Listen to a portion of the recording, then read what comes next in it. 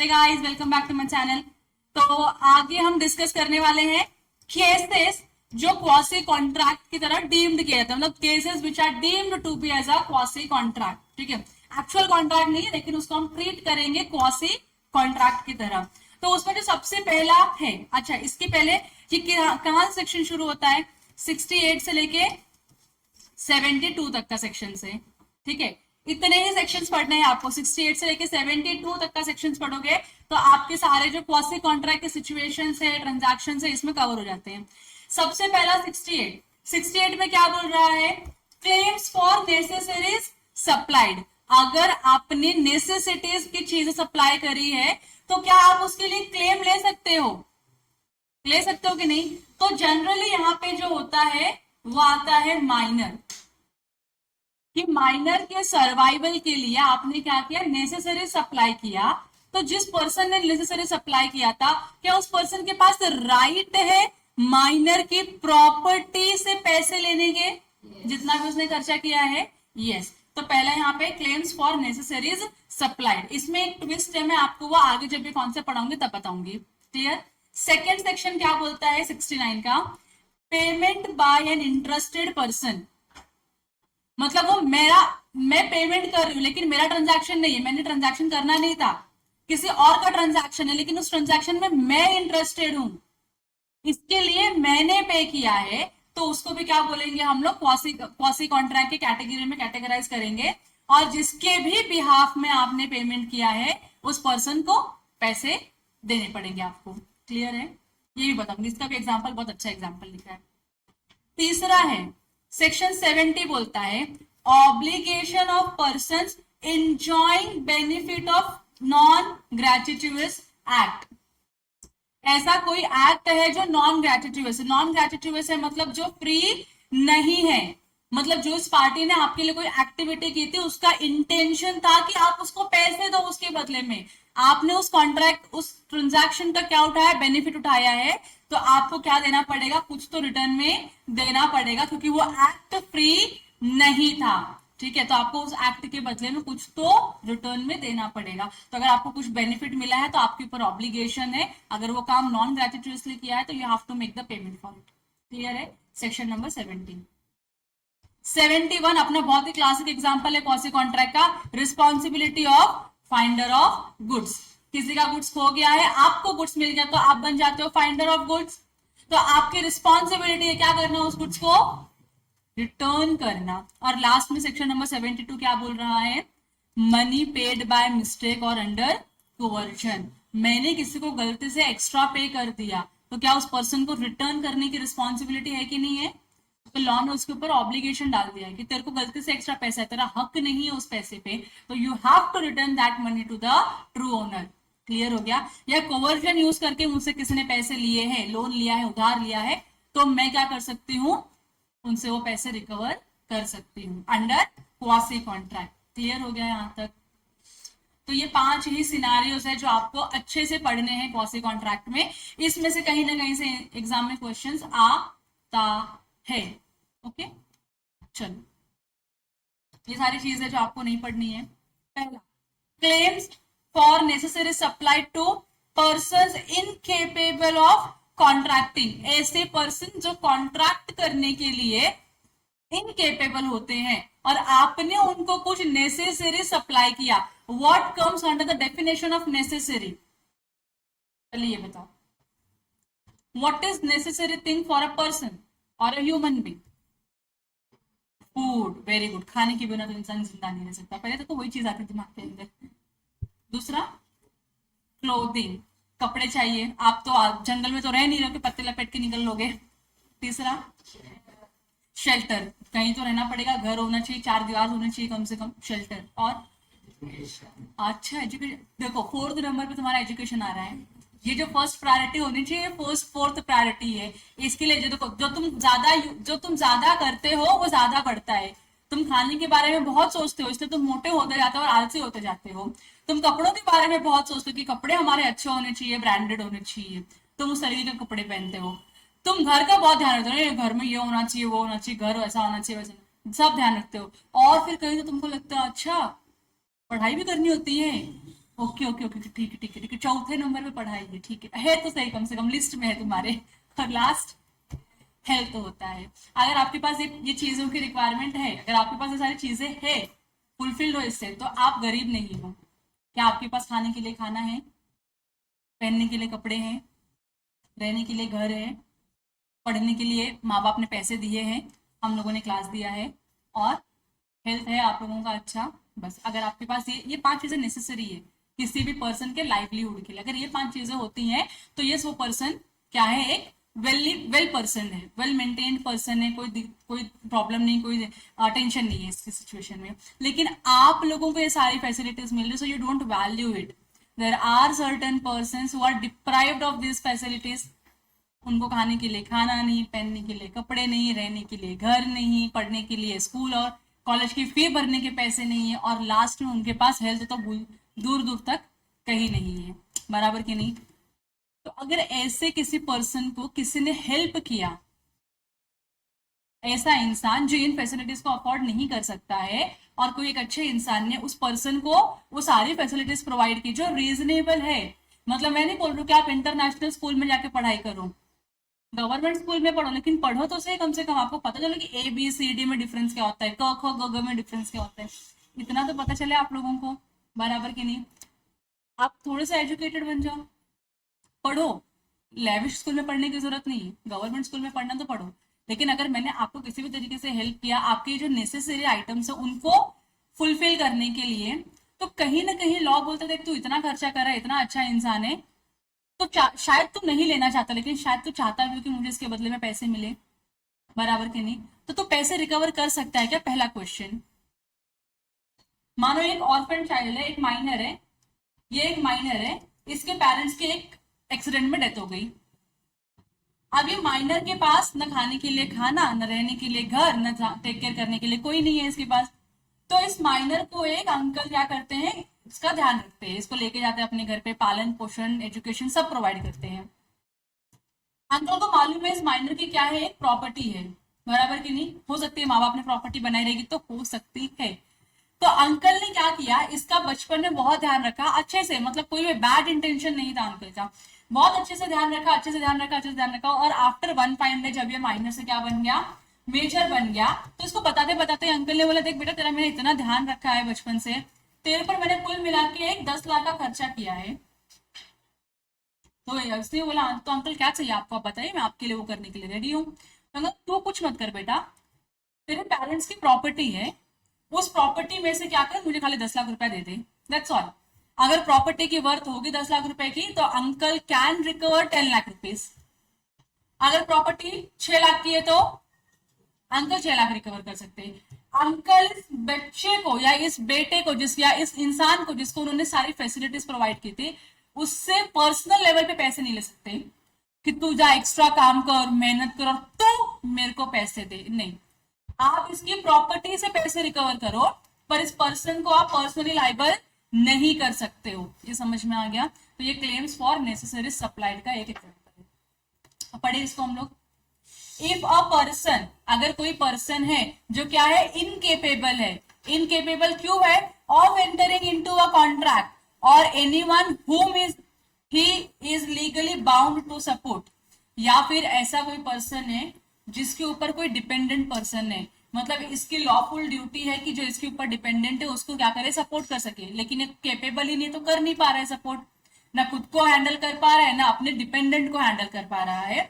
Is supplied by another person with necessaries, तो उसको क्या मिला है, कुछ नेसेसरीज का सप्लाई मिला है, मतलब आपको जो चीजें रिक्वायर्ड थी वो चीजें किसी दूसरे पर्सन ने क्या किया है, आपको प्रोवाइड किया है, suited to his condition in life, जो आपकी लाइफ के कंडीशन को सूट करता है।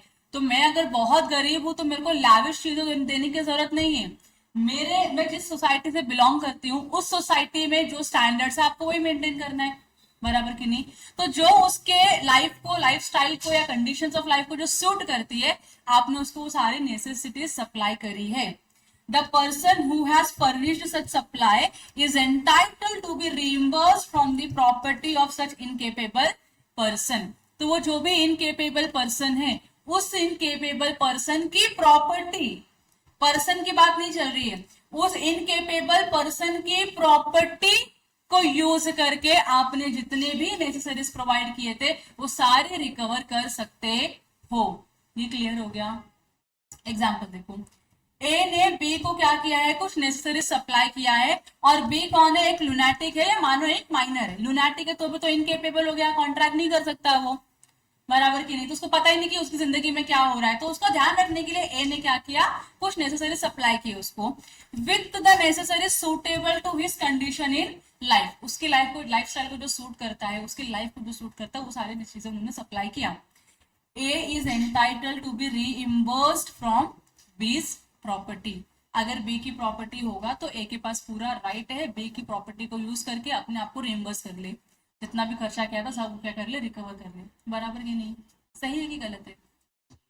सही है, एकदम सही है।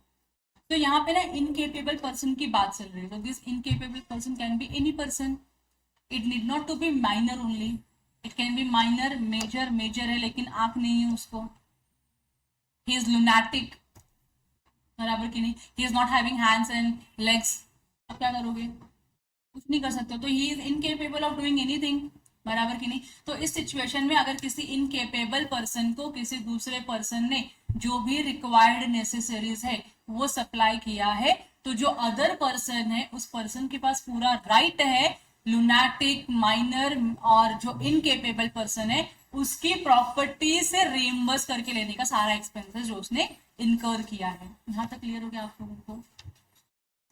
अब इसके आगे क्या लिखा है, to establish his claim the supplier, supplier कौन, ये वो पर्सन जो नेसेसरीज दे रहा है, must prove not only that the goods were supplied to the person who was minor or lunatic, but also that they were suitable to his actual requirement at the time of sale and delivery।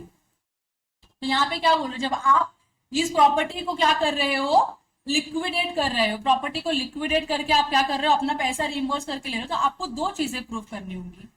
पहला उन्होंने क्या बोला कि वो जो person है वो incapable है और उसको जो भी नेसेसरी गुड्स थे, जो भी नेसेसरी, कहां गया वो, जो भी नेसेसरीज थे उसकी कंडीशन को सूट करने के लिए आपने वो सारी चीजें सप्लाई की उसको। और दूसरा क्या बोला है, they were suitable to his actual requirement, और जो उसके एक्चुअल रिक्वायरमेंट, जैसे मैं बोलूं लुनाटिक है तो उसके एजुकेशन के ऊपर खर्चा करके आपको कुछ मिलने वाला है क्या, नहीं, तो आपको क्या करना चाहिए, मेडिकल पे एक्सपेंस करना चाहिए, बराबर की नहीं। तो उसके लिए सूटेबल है कि नहीं, वो सूटेबल एक्सपेंस है कि नहीं है, एक्सपेंस होना चाहिए, सूटेबल होना चाहिए। यहां तक क्लियर है? तो एक बार फिर से पढ़ लेते हैं इसको। To establish his claim the supplier must prove not only that the goods were supplied to the person who was minor और लुनाटिक, मतलब आपने किसी इनकेपेबल पर्सन को गुड्स सप्लाई किया, पहले आपको ये प्रूव करना है, और दूसरा क्या करना है, जो भी आपने गुड्स सप्लाई किए है वो क्या है, उसके लिए सूटेबल है, इसके लिए हमने उसको सप्लाई किया। अगर आप दो कंडीशन सेटिस्फाई करते हो तो आप ये क्लेम डेफिनेटली ले सकते हो। तो क्लियर हो गया? प्रीवियस वाले मॉडल में बहुत सारे कुछ कंडीशंस भी ऐड करके रखे थे और सिनेरियोज ऐड करके रखे थे। देखो इस मॉडल में उन्होंने निकाल दिया सारी चीजें, सिंप्लीफाइड कर दिया। पहला तो पर्सन क्या होना चाहिए, पहला कंडीशन क्या है कि पर्सन क्या होना चाहिए, इनकेपेबल होना चाहिए, और दूसरा कंडीशन क्या है, सूटेबल गुड्स आपने उसको सप्लाई किया है। क्या किया है, सूटेबल गुड्स आपने उसको सप्लाई किया है। यहां तक क्लियर हो गया आप लोगों को? अगर आप ये दोनों ही कंडीशन फुलफिल करते हो तो इस सिनारियो में जिस पर्सन ने भी नेसेसरी सप्लाई करी थी वो पर्सन उस लुनाटिक और इनकेपेबल पर्सन की प्रॉपर्टी से पैसे रिकवर कर सकता है। यहां तक क्लियर हो गया आप लोगों को? अब एक केस बताऊं आपको, आंसर करोगे मेरे को, करोगे ना? देखो एक फैमिली थी जिसमें 5 मेंबर थे,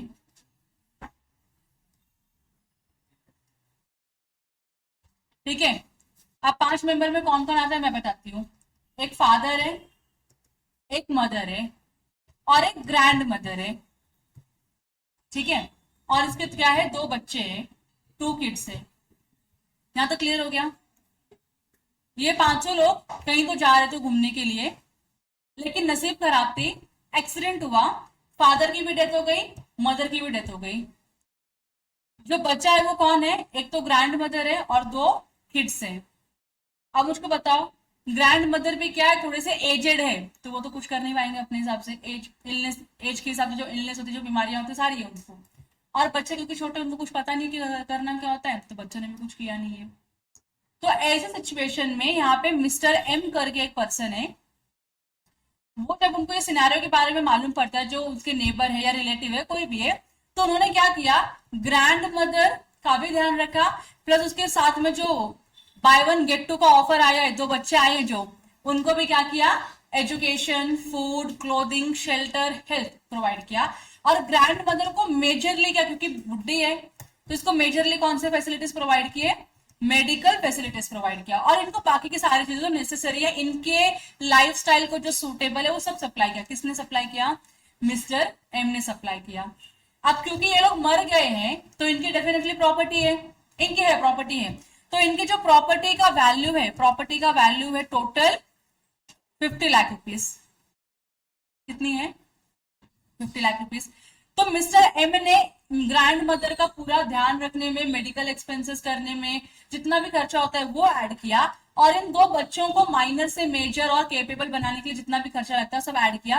तो इनको मालूम पड़ा कि उन्होंने 30 लाख रुपीज का क्या किया, एक्सपेंडिचर किया है, ताकि इनकी लाइफस्टाइल क्या हो जाए, अच्छी हो जाए, इनका ध्यान रखने के लिए। तो अंकल ने 30 लाख रुपीज अपने पॉकेट से स्पेंड किया है। अब माइनर मेजर हो चुके हैं, she is also in a good condition, तो कोई दिक्कत नहीं है। तो इस सिचुएशन में क्या मिस्टर एम इस ग्रैंड मदर से या इन बच्चों से पैसे मांग सकते हैं? दीज आर इनकेपेबल पर्सन ना, पर्सनली लाइबल होंगे क्या ये लोग? नहीं ना, इनकी प्रॉपर्टी से ले सकते हैं, यस प्रॉपर्टी से ले सकते हैं। These people are not personally liable for even a single रुपी।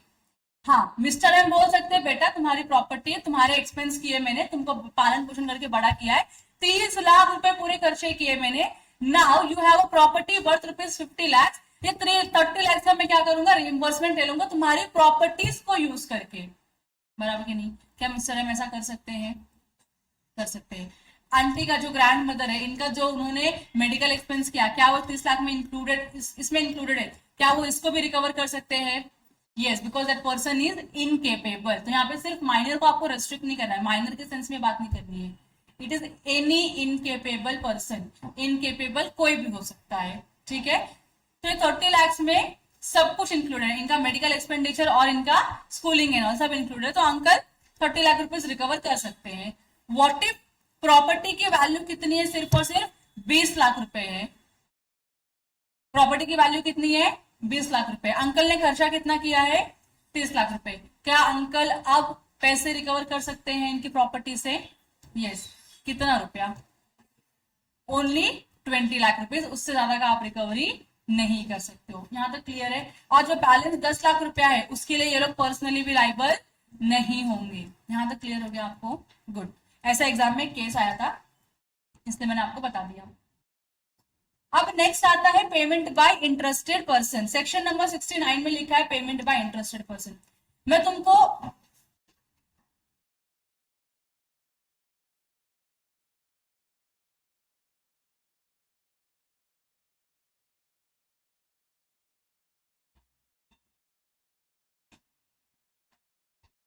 तुमको एक केस बताती हूँ, इधर ध्यान दो। ये है मिस्टर ए, ये है मिस्टर बी, और ये है मिस्टर बी की प्रॉपर्टी। दिख रहा है आप लोगों को? पहले सुनो मैं क्या बता रही हूं। ये मिस्टर बी है, he is the owner of this property. ये जो मिस्टर ए है, he is the user of this property. मतलब ये कौन है, यूजर बोला तो मैंने, कौन है ये? टेनेंट है, भाड़ोत्री।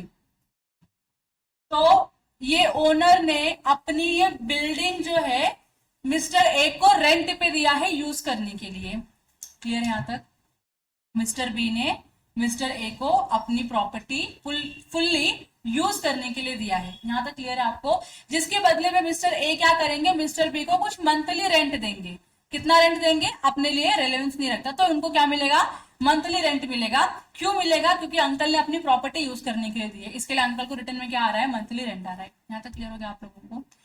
अब इस सिनेरियो में होता क्या है, because mister B is the owner of the property, तो प्रॉपर्टी के अपने कुछ रूल्स होते हैं कि आपको ईयरली बेसिस पे क्या भरना होता है, प्रॉपर्टी टैक्स भरना होता है। ईयरली बेसिस पे प्रॉपर्टी टैक्स भरना होता है और जो बाकी के जो गवर्नमेंट चार्जेस होते हैं वो सब भरने होते हैं। ये मिस्टर बी ने भरा ही नहीं है, पिछले 5 सालों से नहीं भर रहे हैं, ये प्रॉपर्टी के ऊपर प्रॉपर्टी टैक्स नहीं भर रहे पिछले 5 सालों से। और मिस्टर ए जो है इस प्रॉपर्टी को फुल्ली यूटिलाइज कर रहे हैं। इन्होंने बकायदा बढ़िया बिजनेस स्टैब्लिश कर लिया है इस बिल्डिंग में, अपना पूरी बिल्डिंग भाड़े पे लिया ना अंकल ने, तो बहुत अच्छा बिजनेस कर रहे हैं अंकल इस बिल्डिंग में। लेकिन हुआ क्या है, क्योंकि मिस्टर बी ने डिफॉल्ट किया है प्रॉपर्टी टैक्स भरने के लिए, तो जो इनके स्टेट की जो गवर्नमेंट है उन्होंने क्या किया, बी को बोला अगर आपने इतने टाइम पीरियड में पेमेंट नहीं किया तो हम आपकी इस प्रॉपर्टी को बेच देंगे। क्या कर देंगे, प्रॉपर्टी को सेल कर देंगे। यहां तक क्लियर हो आपको। अब ये प्रॉपर्टी बिकती है तो नुकसान किसका होगा, ए का या बी का? बी का तो ऐसा कुछ है नहीं, क्योंकि वहां पे बिजनेस नहीं कर रहा है तो उसको ज्यादा कुछ मैटर नहीं करेगा। होगा उसको भी पे न होगी प्रॉपर्टी बिक रही, लेकिन तो डिफॉल्ट नहीं करना चाहिए तुमको, क्योंकि तुम डिफॉल्टिंग पार्टी हो तो तुमको ज्यादा प्रॉब्लम नहीं हो रहा है। लेकिन जो इस इंसान ने इसके ऊपर पूरा अपना बिजनेस बिल्ड कर लिया उसके लिए प्रॉब्लम है कि नहीं है। तो गवर्नमेंट ने बोला अगर तुमने इतने टाइम पीरियड में पेमेंट नहीं किया तो हम तुम्हारी प्रॉपर्टी ऑक्शन सेल में बेच देंगे, और फिर जो भी इस प्रॉपर्टी को परचेज करेगा उसमें से हम अपना रेवेन्यू रिकवर करेंगे और बाकी तुमको मिल जाएगा। बराबर की नहीं। तो अगर कोई और प्रॉपर्टी लेके जाएगा तो मिस्टर ए को शायद से बिल्डिंग वेकेट करनी पड़े, नुकसान हो सकता है कि नहीं। तो मिस्टर ए ने क्या किया, गया डिपार्टमेंट में और जो भी अरियर्स था मतलब जो भी बैलेंस अमाउंट था 5 इयर्स का जो प्रॉपर्टी टैक्स है वो मिस्टर ए ने पे कर दिया। किसके बिहाफ पे, बी के बिहाफ पे।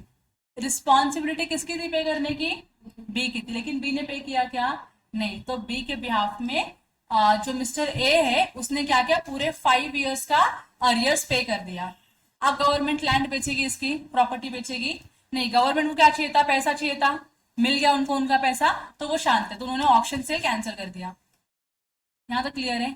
अब मिस्टर ए ने क्योंकि मिस्टर बी के बिहाफ पे प्रॉपर्टी टैक्स पे किया था, क्या मिस्टर ए मिस्टर बी से वो प्रॉपर्टी टैक्स जो पे किया है पैसे रिटर्न मांग सकते हैं, मांग सकते कि नहीं मांग सकते, यस मांग सकते हैं। अब इस सिचुएशन जो मैंने आपको बताया, इस सिचुएशन में जो मिस्टर ए है ना ये इंटरेस्टेड पार्टी है, उनका इंटरेस्ट है कि नहीं है इस प्रॉपर्टी में, उनका इंटरेस्ट है। इसके लिए उन्होंने अपना इंटरेस्ट बचाने के लिए उन्होंने जाके क्या किया, ये अरियर्स पे करके आ गए। अब जब उन्होंने अरियर्स पे कर दिया बी के बिहाफ में, now in this scenario B is liable to make the payment to mister A. तो जो भी लैंड रेवेन्यू आया है, जो भी मिस्टर ए ने पे किया है उतना पूरा अमाउंट मिस्टर बी को मिस्टर ए को रिटर्न करना पड़ेगा। यहां तक क्लियर हो गया। इसी को हम क्या बोलते हैं, payment by an interested person. तो यहाँ पे कोई ऑफर एक्सेप्टेंस नहीं था ए और बी के बीच में कि मैं ऑफर करता हूं कि मैं आपका लैंड रेवेन्यू पे करूंगा, आप एक्सेप्ट करिए फिर हम कंसिडरेशन, ऐसा कुछ भी नहीं था। बट लॉ क्या बोलता है कि तेरा रिस्पॉन्सिबिलिटी उसने फुलफिल किया ना, now he has all the right to recover that money from you. Clear हो गया। क्वासी कॉन्ट्रैक्ट का ट्रांजैक्शन है। यहाँ पे क्या लिखा है, a person who is interested in the payment of money which another is bound by law to pay. किसी और कोई और पर्सन जिसकी रिस्पॉन्सिबिलिटी, जिसकी लाइबिलिटी है पेमेंट करने की, वो नहीं करता है, उसके बिहाफ में कोई और वो पैसा पे करता है, and who therefore pays it is entitled to be reimbursed by the other। यहाँ तो क्लियर हो गया। अब यहाँ पे जो आपको केस मैंने लिखा है, मतलब जो इंस्टीट्यूट में जो केस लिखा हुआ है इसका मैंने डायग्राम बना के रखा हुआ है, पहले आप यहाँ से पढ़ लो, अगर यहाँ से समझ में आता है तो बहुत अच्छी बात है, अदरवाइज मैं आपको डायग्राम से बताती हूँ कि क्या लिखा है इसमें। ठीक है, पढ़ लो इसको क्विकली 1 मिनट में। ये डायग्राम कुछ वही सारे एग्जाम्पल्स को रिफ्लेक्ट करता है। ठीक है, जिनको नहीं समझा है, आई होप आप लोगों ने बोला समझ गया तो समझ ही गया है, लेकिन जब आपको कभी फ्यूचर में पढ़ने की इच्छा होगी, पूरा थ्योरी नहीं पढ़ना तो डायग्राम पढ़ लेना, तुम्हारा काम हो जाएगा। ठीक है,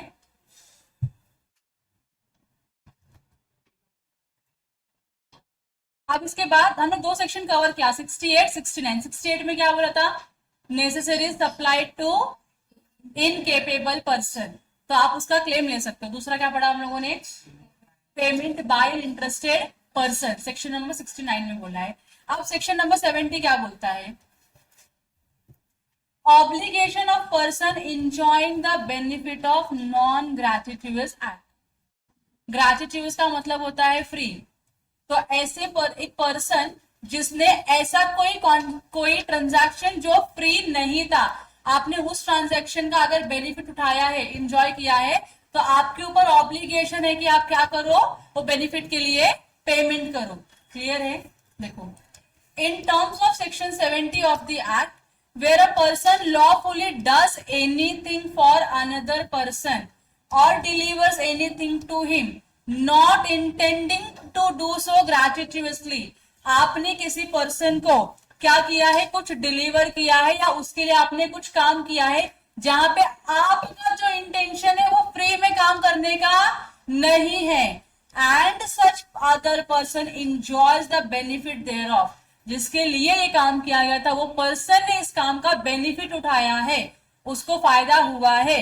सो लेटर, द लेटर मतलब ये वाला जिसने बेनिफिट को एंजॉय किया है, इज बाउंड टू पे कॉम्पेंसेशन टू द फॉर्मर, जिसने आपके लिए वो काम किया, जिसका फायदा आपने उठाया है, उस पर्सन को आपकी रिस्पॉन्सिबिलिटी है पैसे देने की। In respect of or to restore the things so done or delivered, जो आपने काम किया है या जो आपने गुड्स की डिलीवरी की है उसके लिए आप क्या हो, लाइबल हो पेमेंट करने के लिए। यहां तक क्लियर हो गया? यहां तक क्लियर है आप लोगों को? देखो, अगर आपको सेक्शन नंबर 70 के केस में सक्सीड करना है तो आपको 3 कंडीशन फुलफिल करने होंगे। नहीं, क्या लिखा है? It thus follows that for a suit to succeed, अगर आपको इसमें इस केस में सक्सेस होना है तो आपको ये प्रूव करना पड़ेगा। क्या प्रूव करना पड़ेगा? he had done the act or had delivered the thing lawfully, आपने वो काम लॉफुली किया था। अगर आपने डिलीवरी की है गुड्स की तो आपने लॉफुली गुड्स को डिलीवर किया है। तो बहुत बार होता है ना, डिलीवरी बॉय आपसे चार्जेस मांगता है, डिलीवरी चार्जेस, उसका अगर लॉफुल राइट है डिलीवरी चार्जेस रिसीव करने का तो you can not deny it, आपको देना ही पड़ेगा उसको डिलीवरी चार्जेस, बराबर की नहीं। और आपने नहीं दिया तो he can file a suit against you. तो पहला, उस पर्सन ने क्या किया है, कुछ तो काम किया है आपके लिए, आपको कोई गुड्स की डिलीवरी दी है जो उसने लॉफुली किया है ये। दूसरा, he did not do so gratuitously, उसने वो फ्री वाला काम नहीं किया है, उसको इस काम के बदले में क्या चाहिए, पैसे चाहिए। ये नॉन ग्रेचुइटस एक्ट है। पहले तो आपको क्या करना है, एक्ट करना है या गुड्स डिलीवर करना है लीगली, और दूसरा क्या करना है आपको, वो आपका इंटेंशन होना चाहिए नॉन ग्रेचुइटस एक्ट नहीं है इस चीज का। क्लियर है? आपको पैसे चाहिए उसका। और तीसरा क्या बोला है, the other person has enjoyed the benefit, जो जिसके लिए भी आपने काम किया उसको बेनिफिट मिला है। अगर आप तीनों कंडीशन फुलफिल करते हो या तीनों पॉइंट्स आप प्रूफ करते हो तो डेफिनेटली आपको सेक्शन नंबर 70 में क्या मिलेगा, क्लेम मिलेगा। क्लियर हो गया? क्लियर हो गया? गुड। अब यहाँ पे एक एग्जाम्पल दिया है, the above can be illustrated bye a case law. चलेगा, मैं आप लोगों को 5 मिनट का टाइम दे रही हूँ। You guys have to read this case and let me know what all you have understood from this case. ठीक है, मैं अभी आपको केस एक्सप्लेन करती हूँ एंड देखो आप लोगों ने जो समझा है कितना परसेंटेज मैच करता है। ठीक है, चलो, तो ये केस किसके बीच में हुआ है, Shyamlal versus state of UP. मेरे गांव का केस है, मैं आपको बताती हूँ केस में क्या हुआ था। मैं गांव बोलू या स्टेट बोलू, है तो यूपी ना, मेरा गांव यूपी के अंदर ही आता है। ठीक है, तो मेरे गांव का केस है यहाँ पे के क्या है, एक गवर्नमेंट सर्वेंट है, मतलब गवर्नमेंट एम्प्लॉय है, उनका ना एज हो गया रिटायरमेंट का। तो जनरली क्या होता है, एज ऑफ रिटायरमेंट 58 होता है किसी ऑर्गेनाइजेशन में, किसी ऑर्गेनाइजेशन में 60 होता है, कहीं पे 65 होता है। तो अलग अलग ऑर्गेनाइजेशन में, अलग अलग डिपार्टमेंट में अलग अलग एज प्रिस्क्राइब है। तो मानो हम लोग सिंप्लिसिटी के लिए 60 साल लेके चलते हैं, किसी भी गवर्नमेंट कंपनी में आप काम कर रहे हो तो वहां पे 60 साल क्या है, कंपल्सरी रिटायरमेंट एज है।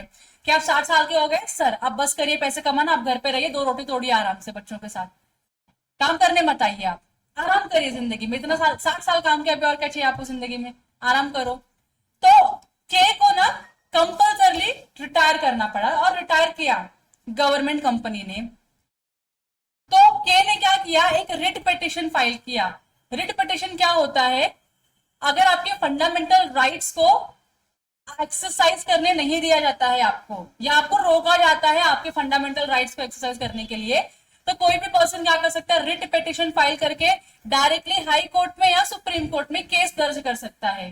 ठीक है, तो इन्होंने क्या किया, रिट पिटिशन फाइल किया और इनको क्या मिल गया, एक इंजंक्शन ऑर्डर मिल गया।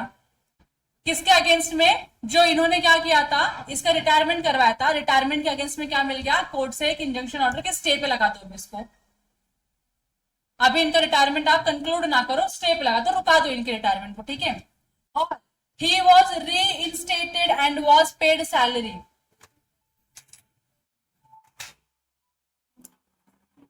तो उनको क्या किया गया, क्योंकि अभी स्टे ऑर्डर आ गया कोर्ट से तो आप कुछ कर नहीं सकते हो, तो उनको फिर से जॉब पे बुलाया गया और उनको फिर से क्या दिया गया, सैलरी दिया गया। अंकल को क्या चाहिए था, सैलरी चाहिए था, तो अंकल को जॉब में फिर से उनको अपॉइंट किया और उनको सैलरी दिया, लेकिन ध्यान रखो no work was given in the, no work was given.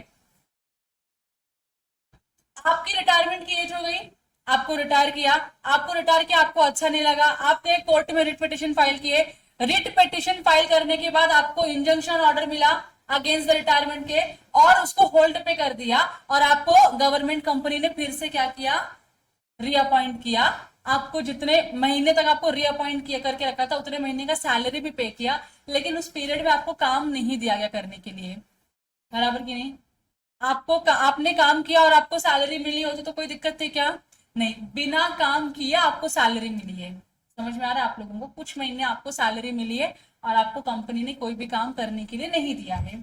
उसके आगे, mean time the government went on appeal, क्योंकि ऑर्डर आपने कंपनी के अगेंस्ट में निकाला था, तो गवर्नमेंट कंपनी ने क्या किया, अपील फाइल किया, और जब अपील फाइल किया तो अपील में जो रिटायरमेंट करवाया था उसका क्या कर दिया लोगों ने, वैलिडिटी दे दिया, बोला कि भाई आपका रिटायरमेंट तो होना बनता ही है, अभी आप निकलो इधर से।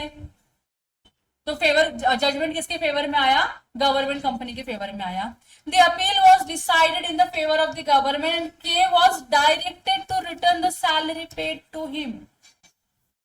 के को क्या बोला, देखो अब तो तुमको रिटायरमेंट, अब तो तुमको जाना ही पड़ेगा ऑर्गेनाइजेशन को छोड़ के, अब जितना भी तुमको सैलरी मिला है कौन से पीरियड में, जब आपने क्या किया था, रिट पिटिशन फाइल किया था, जब आपको रीअपॉइंट किया था, रिटायर करने के बाद जब आपको रीअपॉइंट किया था, तो उतने पीरियड में जो भी सैलरी मिली है, सैलरी आपको रिटर्न देना पड़ेगा।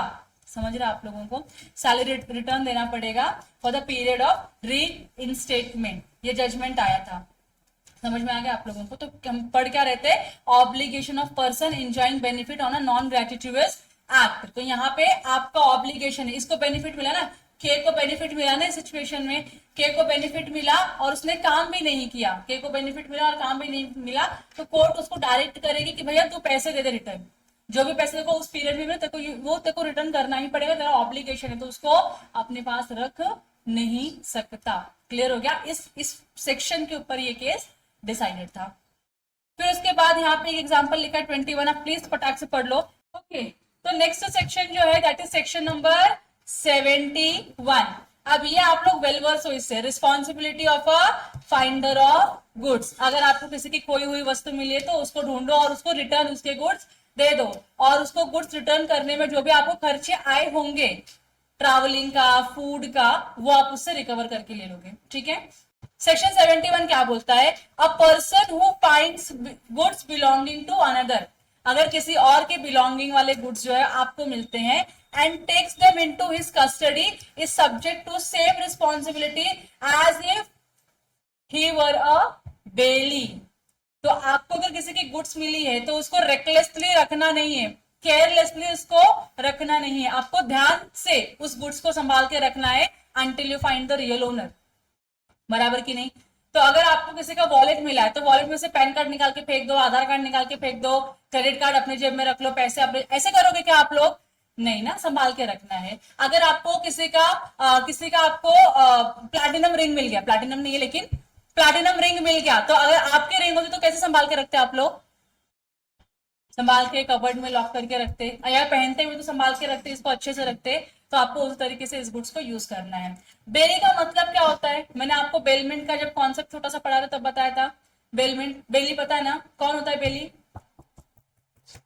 जो गुड्स का पोजेशन रिसीव करता है फॉर पर्टिकुलर पर्पस, तो उसके पास में तो एक ऑब्लिगेशन है कि गुड्स को संभालना ही है, खराब नहीं कर सकते हो आप। तो यहाँ पे इसकी भी रिस्पॉन्सिबिलिटी क्या है, बेली की तरह है कि आपको गुड्स एज अ बेली संभाल के रखना पड़ेगा। क्लियर है यहाँ तक? ठीक है। Thus, a finder of a lost goods has to take proper care of the property. जो भी प्रॉपर्टी मिली है आपको उसका आपको ध्यान रखना पड़ेगा as a man of ordinary prudence would take. जैसे एक जनरल इंसान, जैसा एक नॉर्मल इंसान अपने गुड्स का ध्यान रखता है, उसी तरीके से आपको उस अदर पर्सन के गुड्स का भी ध्यान रखना है। समझा आप लोगों को? जैसे से फॉर एग्जाम्पल कांच का वास मिला आपको, वास पता है ना, वैसा पॉट है, वो अगर आपको मिला, अगर आप खुद खरीदते तो आप कैसे उसको संभाल के क्लीन करके डेकोरेट करके रखते अच्छे से, ताकि टूटे ना, किसी को आप छूने नहीं दोगे, ऊपर रखोगे थोड़ा सा ताकि बच्चे लोग के हाथ ना लगा पाए उसको, वैसे करोगे कि नहीं, ध्यान रखोगे। तो अगर आपको किसी और का वैसा काइंड ऑफ अ गुड मिला है तो आपको उसी तरीके से ध्यान रखना है जैसे आपने अपने गुड्स का ध्यान रखा था। समझा? फोन मिला तो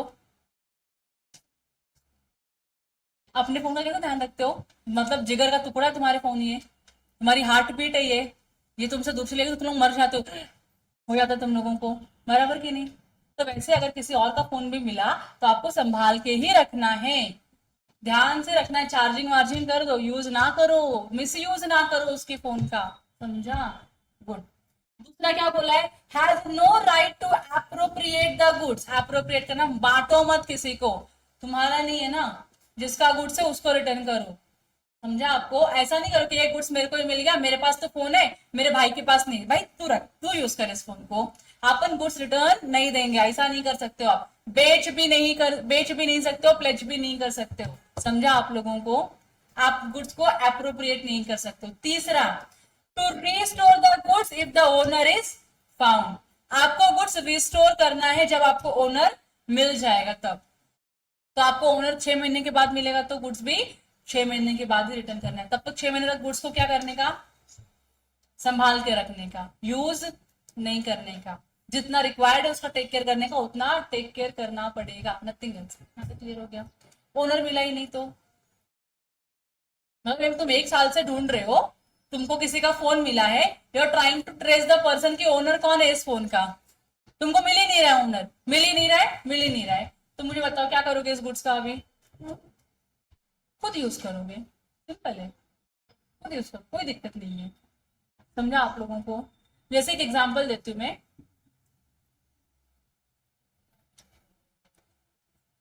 ये रिंग है, ठीक है, मैं ज्वेलरी शॉप में गई हूँ, मैं ज्वेलरी शॉप में गई हूँ और मैं क्या चाहती हूँ, रिंग चाहती हूँ मेरे रिंग फिंगर के लिए। तो मैंने ये रिंग उतार के ऐसे रख दी साइड में टेबल पे, ये महंगी रिंग है, मानो सोने की रिंग है तो महंगी होगी, तो मैंने ये रिंग उतार के साइड में रख दिया और मैं जो दूसरे रिंग्स मुझे ट्राई कर रहे थे मैं वो ट्राई कर रही थी, फोन आ रहे थे, बिजी थी, तो मेरे ध्यान से निकल गया, अपनी रिंग लेके निकलना होता है, मैं रिंग में टेबल पे छोड़ के चली आई। तो वहां का जो सेल्स बॉय था, सेल्स बॉय वो रहते ना जो आपको गुड्स वगैरह दिखाते, उसको मेरी ये रिंग मिली और उसने रिंग क्या किया, लिया। अब क्योंकि वो एम्प्लॉय है, खुद के पास रख नहीं पाएगा, तो इसलिए उसने अपने सेठ जी को दिया, बोला सेठ जी किसी का रिंग है यहाँ पे जो छूट गया है, आप रखिए, अगर कोई आएगा तो आप दे देना, क्योंकि ओनर के पास गुड्स रहेगी तो सेफ्टी में रहती है, हम बोल सकते हैं। तो वो भाई सेल्समैन ने वो गुड्स जो है ओनर अंकल को दे दिया, बोला आप रखिए, कोई आएगा तो उसको रिटर्न दे देना। पूछने के लिए आ सकते हैं। 2-3 दिन तक तो मेरे को रियलाइज नहीं कि मेरी रिंग घूमी है, ठीक है, वो रिंग वही ऐसे अंकल के पास पड़ी हुई है। हफ्ते भर के बाद मेरे को रियलाइज कुछ तो मिसिंग लग रहा है हाथ से, और जब मैंने सोचा क्या मिसिंग है तो मालूम पड़ा मेरी रिंग मिसिंग है। फिर जब रिंग मिसिंग है तो कहाँ गया पता ही नहीं चला। तो अब वो लोग तो ढूंढने के लिए आएंगे नहीं मेरे पास, क्योंकि उनको पता है जिसका खोया रहेगा वो खुद ही आएगा इधर लेने के लिए, बराबर की नहीं? तो वो लोग मस्त में बैठे थे, अपना डेली बिजनेस कर रहे थे। वन फाइन डे में पहुंच गई, मैंने बोला मेरे उस दिन मेरे रिंग चेक करने के लिए आए थे and I forgot my original ring here only. तो उन्होंने बोला आपका था वो रिंग? तो पहले डिस्क्रिप्शन पूछेंगे, क्या कलर, क्या साइज, क्या डिजाइन, मैंने बताया ये सब है, तो उन्होंने बोला हाँ ठीक है हमारे पास है, आप लेके जाइए। तो मुझे सेठ जी ने निकाला और वो रिंग दे दिया, बराबर की नहीं? देना चाहिए कि नहीं देना चाहिए? देना चाहिए। मानो जिसका रिंग खोया था वो इंसान इतना अमीर था कि उसको फर्क ही नहीं पड़ रहा कि रिंग खोया है मेरा, तो कभी दोबारा उस दुकान पे गया ही नहीं, ना ही कभी इंक्वायरी की, ना कभी पूछा कि वो रिंग गया किधर। तो उस सिचुएशन में अब ये जो गुड्स है, जो खोई हुई गुड्स थी, वो मिली किसको थी एक्चुअल में? सेल्समैन को। उसने दिया था किसको? सेठ जी को। अब जब उसने हफ्ते 10 दिन के बाद पूछा, महीने के बाद पूछा कि सेठ जी कोई आया था क्या रिंग लेने के लिए, तो सेठ जी ने बोला नहीं नहीं कोई नहीं आया था। तो वो मांगेगा ना गुड्स कि मैं फाइंडर ऑफ द गुड्स है, तो वो गुड्स मुझको दे दो। सेठ जी बोलते क्यों दो, मेरे दुकान पे मिला था तो मैं रखूंगा। बोलता नहीं लेकिन मेरे को मिला था ना। तो वो गुड्स के कस्टडी को रखने की रिस्पॉन्सिबिलिटी मेरी है, उस गुड्स को मेरी कस्टडी में रखना पड़ेगा। तो अब आपको नहीं मिला ना, आप मुझको दीजिए वो रिंग, मैं अपने पास रखता हूं, कोई आया तो मैं उसको दूंगा जिसका भी रहेगा, अगर नहीं आया तो this goods belongs to me not to you. समझ रहे आप लोगों को? क्लियर है? तो वो जो सेल्समैन है वो सेठ जी से वो रिंग लेता है और अपने पास रख लेता है। अब अगर कोई आया उससे पूछते पूछते, तो अगर ओनर मिल गया तो उसको देना पड़ेगा गुड्स रिटर्न, नहीं मिला तो he can treat it as his own goods, nothing else. Clear हो गया आप लोगों को? तो ये तीन चीजें, ये तीन रिस्पॉन्सिबिलिटीज है किसके ऊपर? फाइंडर ऑफ लॉस्ट गुड्स के ऊपर।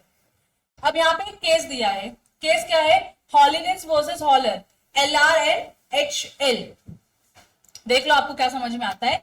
H picked up a diamond on the floor of F's shop and handed over to the same to F to keep till the owner was found।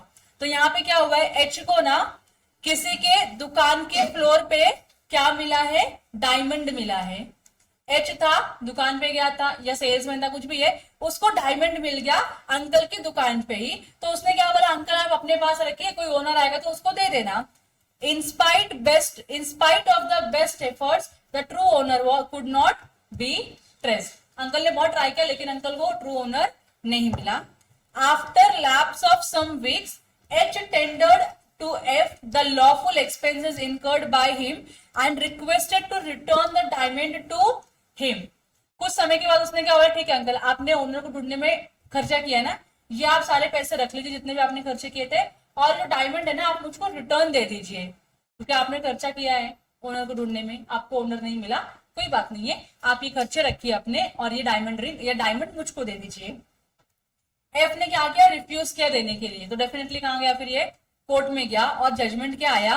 F must return the diamond to H as he was entitled to retain the goods found against everybody except the true owner. मतलब जिसको goods मिला है उसके पास ही right है उस goods को रखने का, उसके अलावा ये गुड्स किसी और के पास रखने का राइट नहीं है। तो एफ को गुड्स देना ही पड़ा एच को। क्लियर हो गया आप लोगों को ये? अब वैसा ही सिमिलर एग्जांपल यहाँ पे दिया है, आप अपने घर पे बैठ के पढ़ सकते हो, और पढ़ने के बाद कुछ डाउट आया तो आप मुझको पूछ सकते हो। ये आपको पढ़ना है घर पे बैठ के। और फिर इसके बाद एक जो लास्ट सेक्शन बचा है, that is section number 72, money paid by mistake or under coercion. Mistake में हुआ तो रिटर्न करना पड़ेगा, कोवर्जन में से अगर कोवर्जन यूज करके आपने किसी से पैसे लिए तो वो भी आपको रिटर्न करना ही पड़ेगा। So a person to whom the money has been paid or anything delivered by mistake or under coercion must repay or return to it. Every kind of payment of money or delivery of goods of every type of mistake is recoverable। तो आप ऐसा नहीं बोल सकते कि ये mistake हुआ तो रिकवरेबल नहीं है, वो मिस्टेक हुआ तो recoverable. Nothing is to differentiate. कुछ भी मनी आपको एक्स्ट्रा मिला है, you have to return it. Any goods which does not belong to you but you have got the delivery, you have to return to it। Coercion use करके पैसे लिए हैं, आपको रिटर्न करना पड़ेगा, you don't have any other choice. यहाँ पे एक केस दिया हुआ है। A payment of municipal tax made under mistaken belief or because of misunderstanding of the terms of lease can be recovered from the municipal authorities. मतलब कुछ mistakes थे या मिसअंडरस्टैंडिंग थी बिटवीन द पार्टी, और उसने क्या किया, जो लेसी है उसने क्या कर दिया, जो अपना म्युनिसिपल टैक्स है उसने क्या कर दिया, पे कर दिया। तो म्युनिसिपल कॉर्पोरेशन की रिस्पॉन्सिबिलिटी है कि गलती से या मिसअंडरस्टैंडिंग से उनको पैसे मिले तो उनको क्या करना पड़ेगा, इसको रिटर्न करना पड़ेगा। पहला क्लियर है। दूसरा क्या है? Similarly any money paid by coercion is also recoverable. Coercion is not necessarily governed by section 15। The word is interpreted to mean and include operation, extortion or such other means।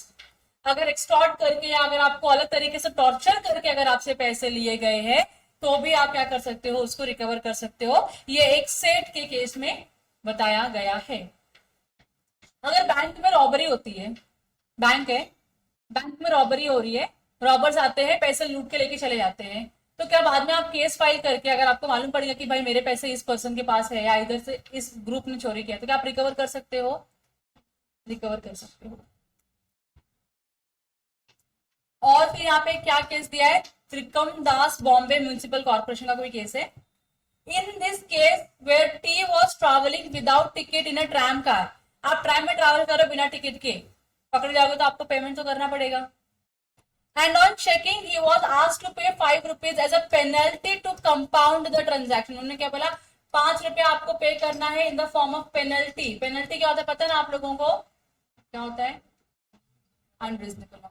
आप इस transaction को क्या करते हैं, compound कर देते, मतलब सुलटा रहते हैं इस ट्रांजैक्शन को 5 रुपया लेके। टी ने क्या किया, केस फाइल कर दिया, किसके अगेंस्ट में? कॉर्पोरेशन के अगेंस्ट में, for the recovery on the ground that it was extorted from him, जबरदस्ती लिया गया, उसको देना नहीं था, मतलब एक्स्ट्रा पैसा आपने ले, जितना डिमांड था, मतलब जितना लेना चाहिए था उससे आपने कहीं ज्यादा लिया है।